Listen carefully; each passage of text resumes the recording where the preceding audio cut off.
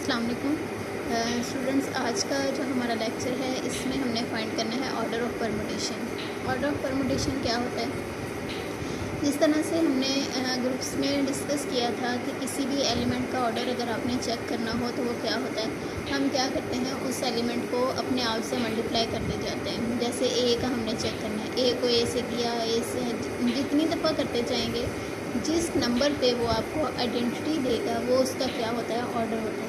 इसी तरह से परमुटेशन में भी ऑर्डर आपके पास क्या है कि आप परमुटेशंस को आपस में मल्टीप्लाई करते जाएं। जिस नंबर पे वो आपको आइडेंटिटी देगा, मतलब आपके पास आंसर 1 की शक्ल में आ जाएगा, तो वो आपके पास क्या होगा, ऑर्डर होगा उस परमुटेशन का। Let alpha be a permutation. Alpha हमारे पास कोई भी एक परमुटेशन है। Then the least positive integer m is called order of alpha. देखें, हम कहते हैं कि हमारे पास अल्फ़ा कोई भी परमुटेशन है, कोई एक लीस्ट पॉजिटिव, जब भी ऑर्डर की बात करनी है तो आपने लीस्ट पॉजिटिव इंटीजर लेना होता है। Is called order of alpha if alpha raised to power m is equal to identity where i is an identity element.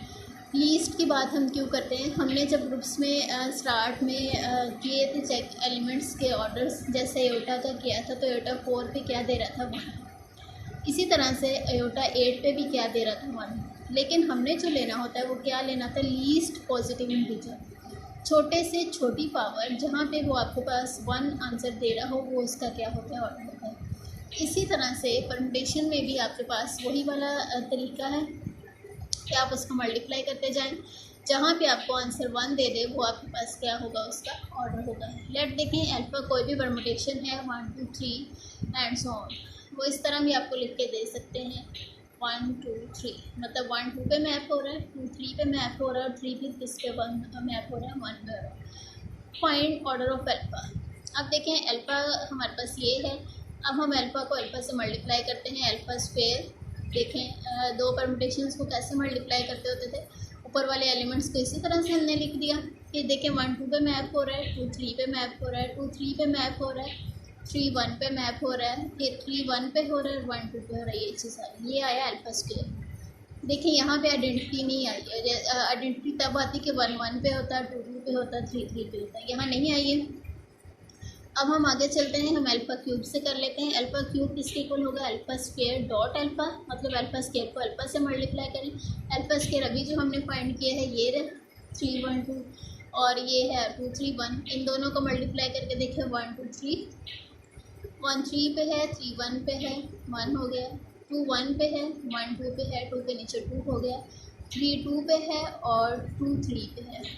ये बन गई आइडेंटिटी। इसका मतलब है जो हमारी परमुटेशन थी उसका ऑर्डर क्या है, 3। लीस्ट पॉजिटिव इंटीजर जो कि आपके पास क्या आया है, 3 आया है। एक और चीज़ है आपके पास, एक इम्पॉर्टेंट नोट है कि order of a transposition is 2। कोई भी ट्रांसपोजिशन होगी उसका ऑर्डर हमेशा 2 होगा। अब आपको पता है ट्रांसपोजिशंस क्या होते हैं, ऐसे साइकिल्स जिनकी लेंथ 2 होती है उन्हें हम क्या कहते हैं, ट्रांसपोजिशन कहते हैं। तो कोई भी ट्रांसपोजिशन का ऑर्डर हमेशा आपके पास क्या होगा, 2 होगा। कोई जनरल वैल्यू लेके चेक कर लेते हैं। Let alpha is equal to A B, मतलब ए बी पे मैप हो रहा है, बी ए पे मैप हो रहा है, साइकिल की शक्ल में दिया हुआ था, हमने इसको परमुटेशन की शक्ल में लिखा है, ए बी पे बी ए पे। अब हम इसका ऑर्डर चेक करना चाह रहे हैं तो हम क्या करेंगे, अल्फ़ा स्क्वायर, अल्फ़ा को अल्फ़ा से मल्टीप्लाई किया, अल्फ़ा वही वाली चीज़ यहाँ लिखी, ऊपर क्या आ गया, ए बी पे मैप हो रहा है, बी किस पे मैप हो रहा है, ए पे हो रहा है, ठीक हो गया। बी ए पे मैप हो रहा है, ए किस पे मैप हो रहा है, बी पे हो रहा है, ये क्या बन गया, आइडेंटिटी बन गई। Hence order of transposition is always 2। जब भी आपके पास आ जाता है, कोई भी ट्रांसपोजिशन आती है तो अंडरस्टूड है कि उसका ऑर्डर आपके पास क्या होगा, 2 होगा। एक छोटा सा थ्योरम है, the order of a cyclic permutation of length m is m। अब ये बात, लेंथ क्या होती है कि जितने उस परमुटेशन में एलिमेंट्स होते हैं वो उसकी क्या होती है, जैसे लेंथ होती है। जैसे इसमें 2 एलिमेंट्स थे, इसकी लेंथ 2 है, इसमें 3 एलिमेंट्स थे तो इसकी लेंथ क्या है, 3 है। अब कोई भी पहले इस कंडीशन क्या है कि साइक्लिक परमुटेशन है। साइक्लिक परमुटेशन, वैसे तो हम ऑर्डर्स चेक करेंगे ना कि मल्टीप्लाई करके कितनी दफ़ा मल्टीप्लाई करें, क्या आइडेंटिटी आ रहा है, लेकिन अगर एक साइक्लिक परमुटेशन आ जाती है तो जितनी उसकी लेंथ होगी उतना ही उसका ऑर्डर। साइक्लिक परमुटेशन क्या होती है, जैसे 1 2 पे हो रहा है, 2 3 पे हो रहा है, 3 4 पे हो रहा है, 4 5 पे हो रहा है, एंड सो ऑन लास्ट वाला एलिमेंट पहले वाले एलिमेंट पे मैप हो रहा हो। दोबारा से जैसे 3 1 पे मैप हो रहा है, तो वो वाली परमुटेशन क्या होती है, साइक्लिक होती है।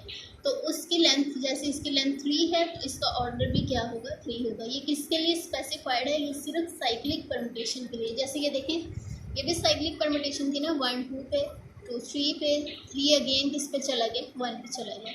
तो ये आपने साइक्लिक परमुटेशन की डेफिनेशन पढ़ी हुई है, उसके अकॉर्डिंग इसको देखेंगे। तो उसकी लेंथ अगर आपके पास m है, मतलब उसमें m एलिमेंट्स हैं, तो उसका ऑर्डर भी क्या होगा, m होगा। इसका हम एक छोटा सा प्रूफ है वो करके देख लेते हैं, ठीक है। देखें, let alpha is equal to a1 a2 and so on am be a cyclic permutation of length है, मतलब a1 a2 पे मैप हो रहा है। ये याद रखना, इनके दरमियान कॉमास नहीं लगाते हैं कभी भी परमुटेशन के दरमियान, साइकिल्स के दरमियान। a1 a2 पे हो रहा है, a2 a3 पे एंड सो ऑन, और am किस पे मैप हो रहा है, a1 पे हो रहा है, जिसकी लेंथ m है, मतलब इसमें कितने एलिमेंट्स हैं, m है। देखें, अल्फा ऑफ a1 a2 पे जा रहा है, a1 का इमेज a2 है, a2 का a3 है, सो ऑन चलते चलते इसका am है, मतलब इसके पिछले का एलिमेंट इमेज am आ रहा है, फिर एंड में जाकर दोबारा क्या हो जाएगा, a1। अब हम देखते हैं, यहाँ से थोड़ी समझने वाली चीज़ है, एक समझ आ गई तो बाकी भी आ जाएंगे। a1 पे जब अल्फा मैप हो रहा था तो a2 दे रहा था, ठीक है। जब हमने इसका प्रोडक्ट किया, अगेन उस पर परमुटेशन अप्लाई की, वो किस पे मैप हो रहा है, a3 पे मैप हो रहा है। जैसे देखिए, एक परमुटेशन थी हमारे पास, यहाँ लिख देते हैं, यही है, a1 a2 पे हो रहा है, a2 a3 पे हो रहा है एंड सो। पहले a1 a2 पे था, लेकिन जब हमने अगेन इसका सेकंड टाइम्स इसको मल्टीप्लाई किया, तो एक्चुअली a2 a3 पे जा रहा है। तो आप ये कह सकते हैं कि a1 किस पे जा रहा है, a3 पे। हमने पीछे भी एक थ्योरम किया था, उसमें भी यही कॉन्सेप्ट यूज़ हुआ था कि a1 a2 पे हो रहा है, फिर अगले स्टेप में a2 a3 पे हो रहा है। तो आप कह सकते हैं कि इसका एक दफ़ा जब प्रोडक्ट में a2 आ रहा है, जब आप दोबारा से प्रोडक्ट लेंगे तो a3 आएगा, फिर जब आप उसका क्यूब लेंगे तो a4 आएगा, जब आप उसकी 4 एक एक पावर बढ़ती जाएगी। पहला लिया उसका तो a2 आया, तो एक दफ़ा 2 की स्क्वायर किया तो 3 आया, क्यूब किया तो 4 आया। ये देखें, ये चीज़ चलती जाएगी और एट द एंड वो क्या हो जाएगा, वो दोबारा अपने आप पे मैप हो जाएगा। अब हम a2 को डिस्कस कर लेते हैं।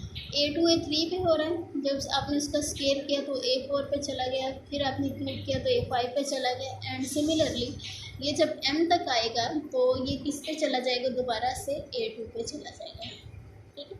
मतलब उसका जो इमेज है वो खुद ब खुद ही आना शुरू हो जाएंगे।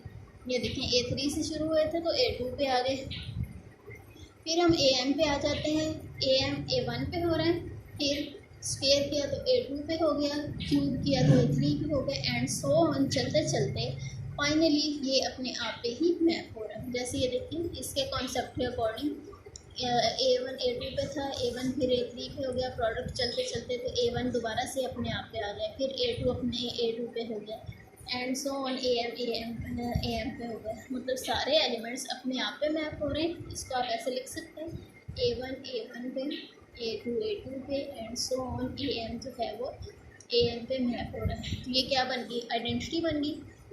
Hence order of a cyclic permutation of length m is m। तो सो इसका ऑर्डर क्या आ गया, m आया। तो ये जो परमुटेशन थी इसकी लेंथ क्या थी, m थी। तो आप यहाँ से क्या कह सकते हैं कि कोई भी साइक्लिक परमुटेशन जिसकी लेंथ m होगी, उसका ऑर्डर भी आपके पास क्या होगा, m होगा। ये सिर्फ आपके पास है साइक्लिक परमुटेशन का। बाकी जब परमुटेशंस आ जाती हैं तो हम उनको क्या करते हैं, प्रोडक्ट करके, जो हमने थ्योरम पढ़ा है कि आप उसको मल्टीप्लाई कर करके देखते जाओ, जहाँ पे आइडेंटिटी देगा वो आपके पास क्या होगी, साइक्लिक, वो उसका क्या हो जाएगा, आपके पास ऑर्डर होगा।